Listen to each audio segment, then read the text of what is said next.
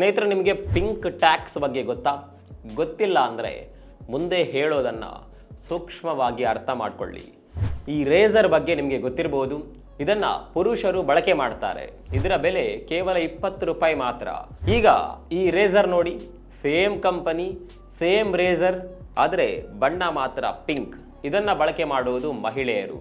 ಇದರ ಬೆಲೆ 70 ರೂಪಾಯಿ. ಹಾಗಾದರೆ ಇಲ್ಲಿ 50 ರೂಪಾಯಿ ಹೆಚ್ಚಾಗಿದ್ದು ಕೇವಲ ಪಿಂಕ್ ಬಣ್ಣಕ್ಕ?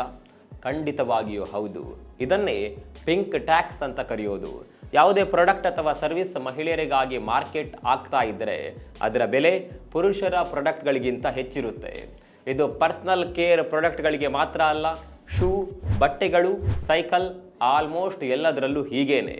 ಇಲ್ಲಿ ನೋಡಿ, ಕಂಪನಿ ಒಂದೇ, ಆದರೆ ಮೆನ್ ಶೂ ಮತ್ತು ವುಮೆನ್ ಶೂಗಳ ರೇಟ್ ವ್ಯತ್ಯಾಸ ನೋಡಿ. ಹಾಗಂತ ಇದ್ಯಾವುದು ಕೂಡ ಸರ್ಕಾರದ ಟ್ಯಾಕ್ಸ್ ಅಲ್ಲ.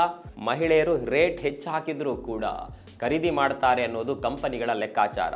ದುರಂತ ಅಂದರೆ ಇದೇ ಕಂಪನಿಗಳು ಸಂಬಳ ಕೊಡುವಾಗ ಮಾತ್ರ ಮಹಿಳೆಯರಿಗೆ 40% ಕಡಿಮೆ ಕೊಡ್ತಾರೆ. ಹೀಗಾಗಿ ಮಹಿಳೆಯರು ಈ ವಿಚಾರದ ಬಗ್ಗೆ ಇನ್ನಾದರೂ ಎಚ್ಚೆತ್ತುಕೊಳ್ಬೇಕು. ಜೆಂಡರ್ ನ್ಯೂಟ್ರಲ್ ಪ್ರಾಡಕ್ಟ್ಗಳನ್ನು ಹೆಚ್ಚಾಗಿ ಖರೀದಿ ಮಾಡಬೇಕು. ನಿಮಗೂ ಕೂಡ ಈ ಪಿಂಕ್ ಟ್ಯಾಕ್ಸ್ ಬಗ್ಗೆ ಮೊದಲ ಬಾರಿ ಗೊತ್ತಾಗಿದ್ದರೆ ಕಾಮೆಂಟ್ ಮಾಡಿ.